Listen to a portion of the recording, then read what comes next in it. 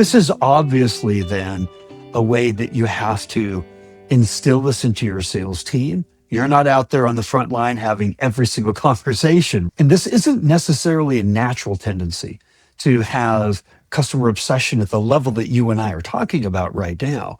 How do you train the sales team to be customer obsessed and connect the dots for them? You put the time and the effort to understand you're going to get more contracts. You're going to get a bigger book of business. What's that kind of conversation and that training look like, and just as a top level?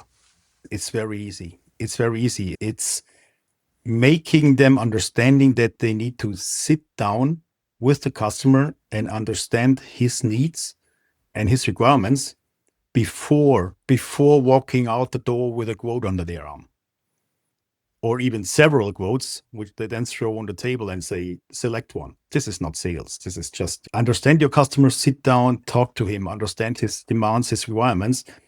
And then even if you leave the door without putting something on the table, tell him, okay, customer, I understood. I got your ideas. I got your demands.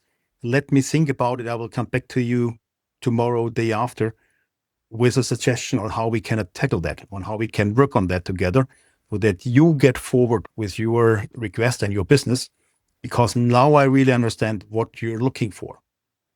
The customers don't buy equipment, they buy business solutions. And in a very quickly changing world as we have today, they are happy about each support they can get to secure that decision and to get advice on that decision, to be a bit more on the safer side. And that's what we can bring in as specialists in our products, in our markets, in actually what happens there. I was talking to another CRO last week, and I asked him, I said, what's the competitive advantage of your sales team? If it isn't the product or the service, and it says, we've got a really good product, we've got a really good service, we got really good pricing, but rapid innovation on our technology and our services, everybody's catching up, everybody responds to an RFP, everybody says they check all the boxes. It's really hard to compete on straight product, service, pricing alone. And he started talking about what you're talking about. And he said, the competitive advantage of our sales team is the insights they have into the market and their customers. Correct.